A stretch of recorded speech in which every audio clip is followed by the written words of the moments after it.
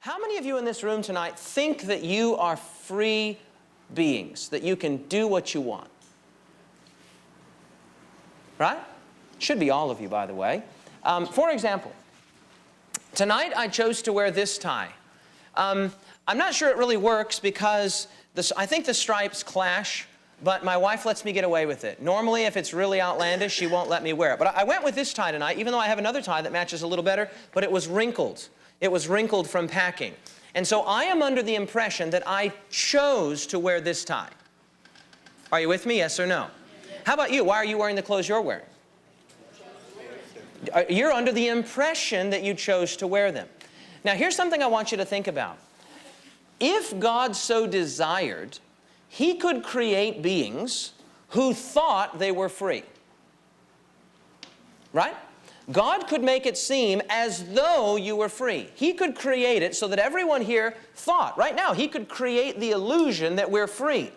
But in reality, God could be behind the scenes, as it were, pulling the strings so that I only think I'm making free choices, when in reality, it is God who is making my choices for me. Are you with me, yes or no?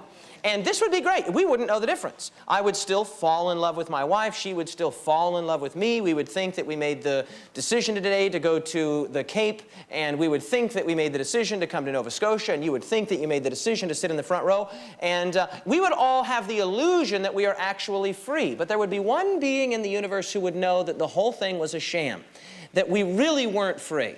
And who would that one being be? God. Now, God chose not to create this kind of universe, I think, for obvious reasons. What good is it to create something that has the illusion of loving you, but doesn't really have a choice?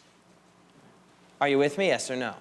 For example, my computer is sitting back there, and look at how I can master my computer. Look at this. You're going to go back. No, forward.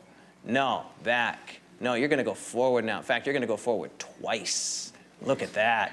Whew, how about 3 times? Look, I'm in complete control of my computer, right? I can do whatever I want with this thing. Look at that. Boom, boom, boom, back and forth. Now, how do I feel about the control that I exhibit over my computer? Does it make me feel strong? Does it make me feel manly? Does it? Why is it not special that my computer is obeying me? Because it doesn't have a choice. If I wanted to, there are machinists and computer programmers and others who could program this computer to be so sophisticated that it would tell me that it loves me in a very convincing way and at all the appropriate times. But how would I feel about my computer's love? Am I thrilled about it? How do I feel about my computer's obedience? Am I thrilled about it? Well, actually, I'm happy that it obeys. But we need to understand something here.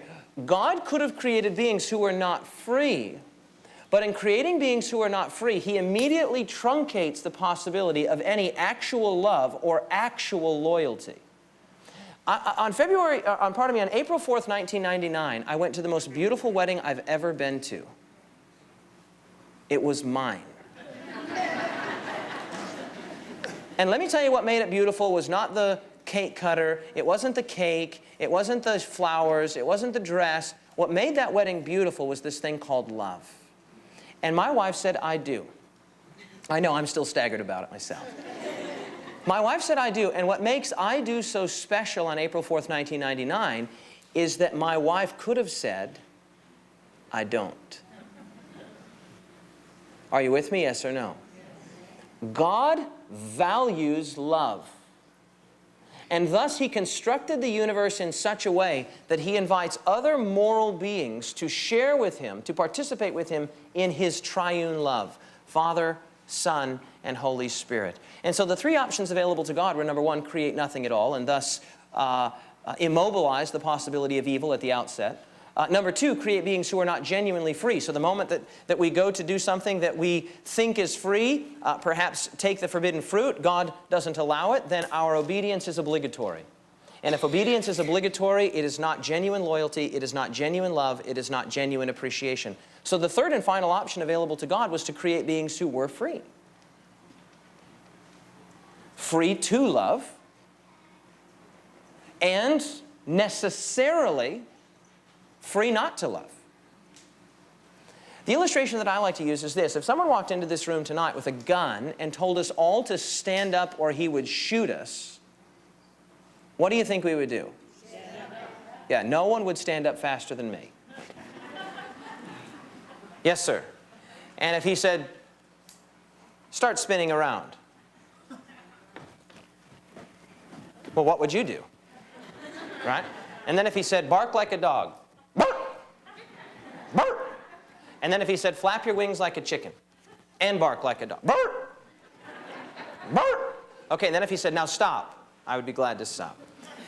If he said, and he pointed that gun right at me and he said, now, I want you to love me with all of your heart or I will blow your brains out. Can I stand up when he commands me to? Can I spin when he commands me to? Can I flap my wings like a chicken when he commands me to? Can I bark like a dog when he commands me to? Can I love him? Because love, now I may love him, but if I choose to love him, that's on totally different grounds. That's because Jesus told me to love my enemies. But I don't love him because he told me that if I don't, he'll kill me. Love cannot be commanded. Love cannot be coerced. Love cannot be forced. In fact, we have a very ugly word in the English language for forced love, for forced intimacy, and that word is rape. God is not a kind of divine rapist. He is not forcing himself on people. Love cannot be commanded. Love cannot be caused. Love cannot be compelled.